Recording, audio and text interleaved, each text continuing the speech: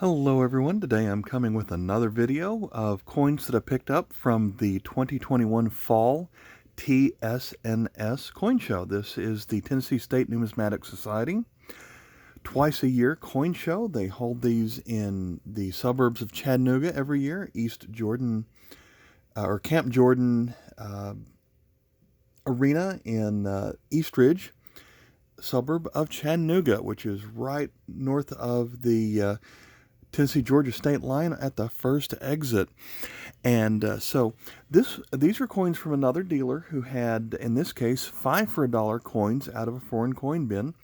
I bought some from this dealer last year, but he didn't have anything interesting last year except for just a very small number. And this year, of these 5 for $1, I got 20 coins right here. This is going to be $4 worth. Before I take a look at any of these coins, I do want to say that this dealer had a couple of interesting things. One of them, all of his foreign coins were in a large pirate treasure box looking box. I thought that was kind of interesting how he did that. He also had in his display case something fantastic that I had never seen.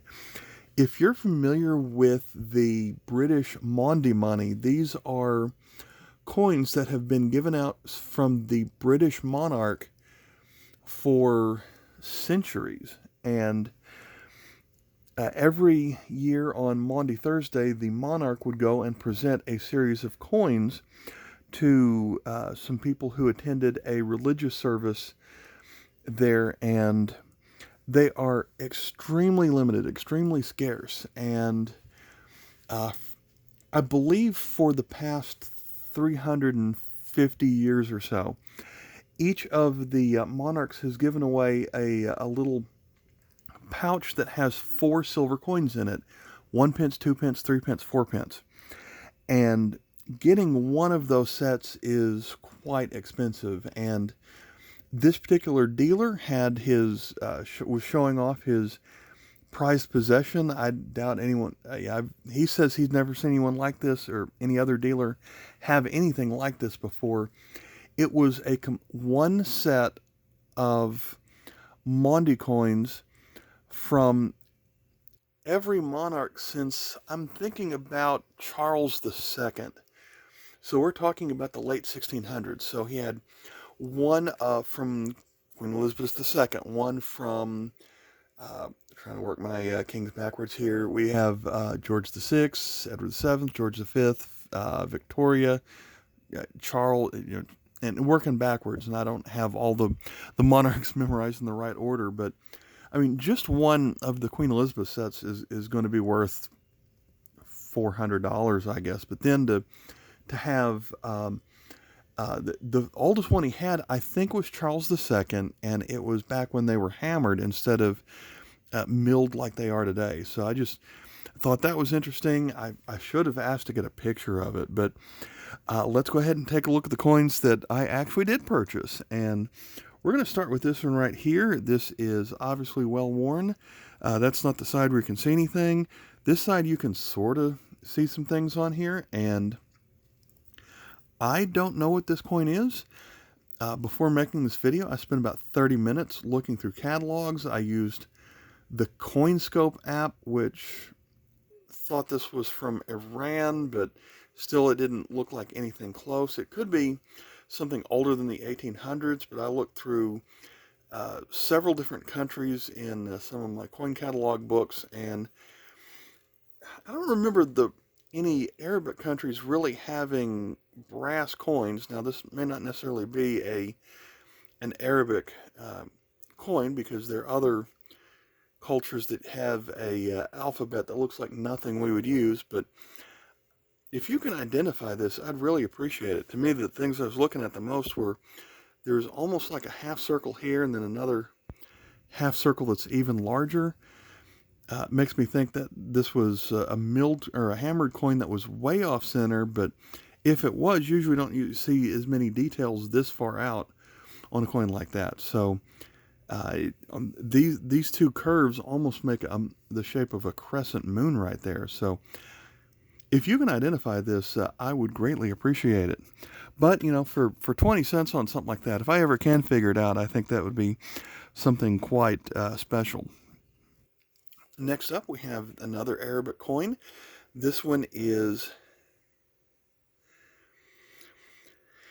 usually when you see this logo of the two swords making kind of an X with the, this is kind of well worn, but it's got kind of a, I don't know, it's almost like a chain coming out the side and something else coming out the top.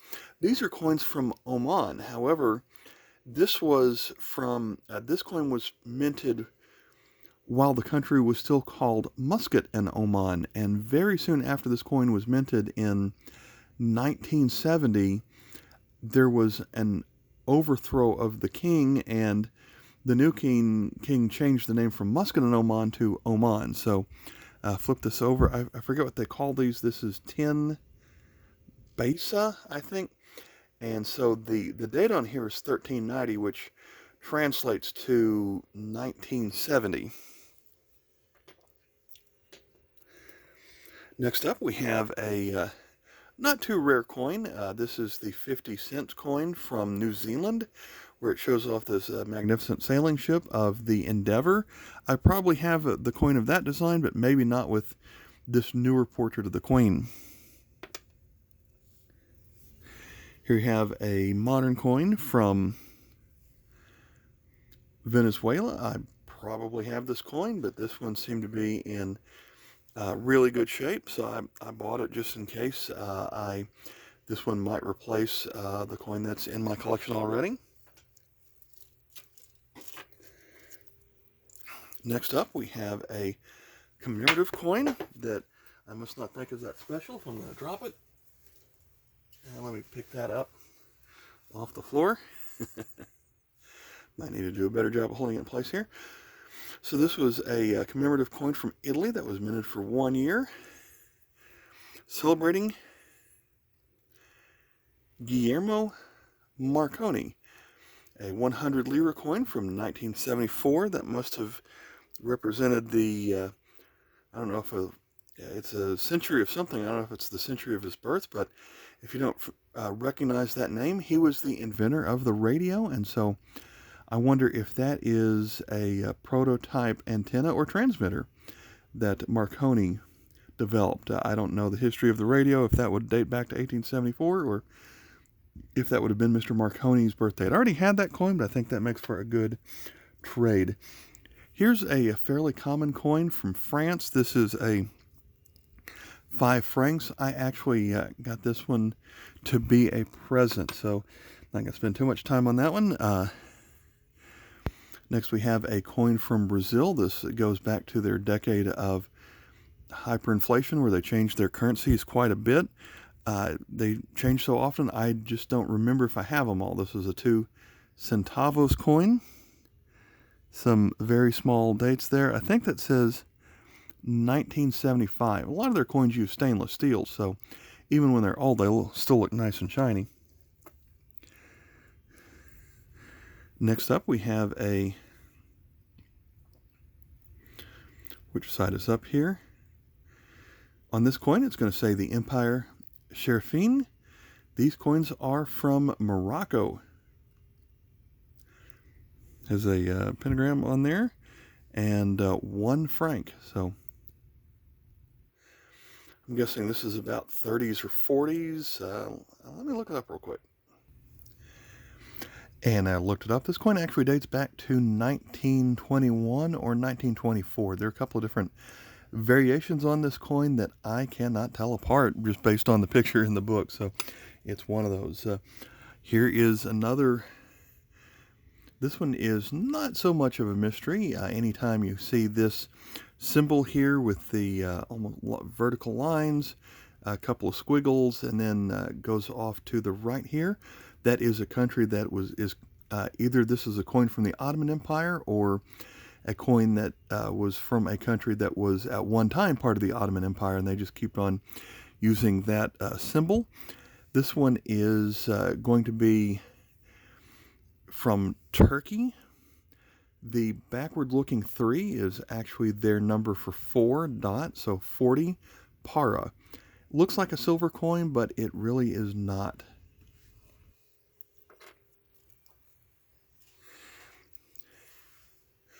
Here's another coin that's not particularly rare, but it was in almost uncirculated condition of Republic of Ecuador in 1986. And one Sucre. So I got it just in case it was an upgrade to my collection.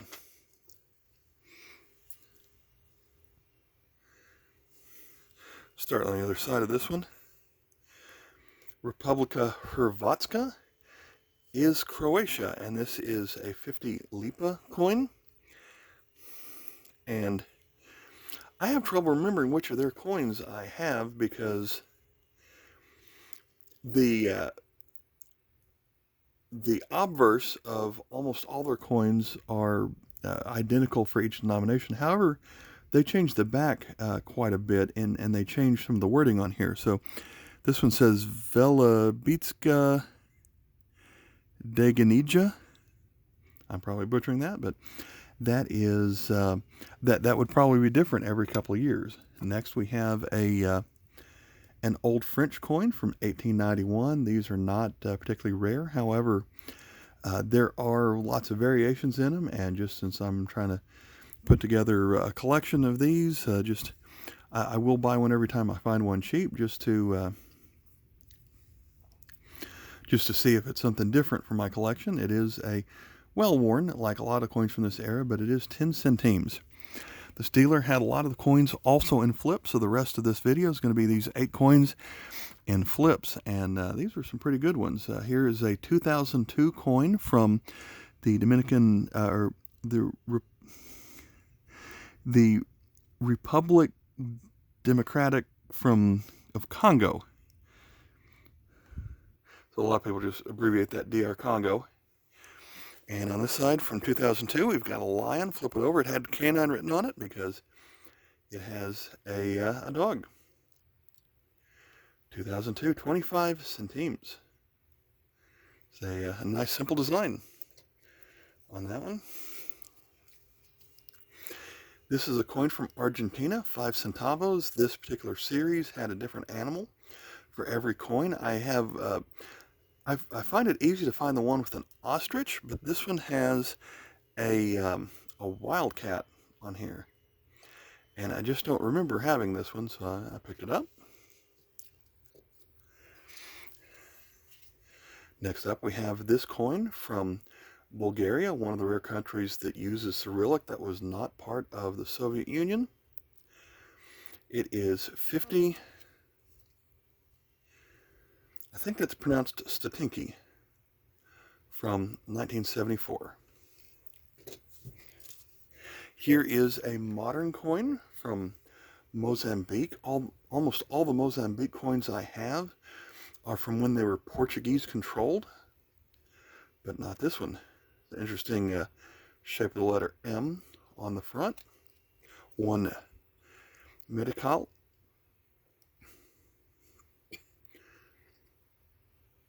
I guess we just have a girl studying or reading from a book. Next we have a coin from Peru with Gran Almirante Miguel Grau, 1986, 20 centimos. Next one is a clean coin, but it is probably new for my collection, from South Africa, 1952. And for whatever reason, a large number of the coins I find from South Africa, when they still had the British monarch on it, are either cleaned or polished or dipped in another metal. I don't know why so many of the coins from South Africa are that way, but George VI, the denomination on the coin is written as 1/4 of a D, which they have right there. That really means that it is 1/4 of a penny, but that goes back to the British pound system, where the pennies were abbreviated with the letter D. Next up is a coin from Turkey. I'm surprised I'd never seen before. This is a 10 lira coin. It's aluminum. And one thing that really stood out to me about this coin was how raised the engraving was on this coin. I don't know how well this is going to show up on camera, but usually I don't see coins that have this much raised in detail. Yeah, I've seen medallions with that much, but for just a cheap aluminum coin to have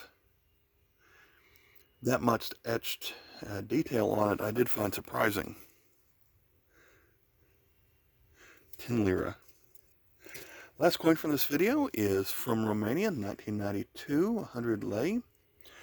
And let's see, we have, I'm sure I'm going to mispronounce this name too, Mihai Viteazul of Romania. And this dates back to a time where a lot of the Romanian coins from this year had some of the greatest historical figures from Romania in this series, and I'd made a purchase off of eBay that had almost the entire set, but did not have the 100 lei coin, which was the greatest denomination of them all from this set. So I'm really happy to have picked that up for 20 cents. All right, that is all for this video. I do have another 3 or 4 videos just like this one of different multiple coin bin pickups that I have. I'm going to make a different video for each dealer that I visited. But if you check out my C Mid-10 foreign coin showcase playlist, it's going to be all kinds of foreign coin videos that I hope you'll enjoy. All right, thanks for watching. Bye.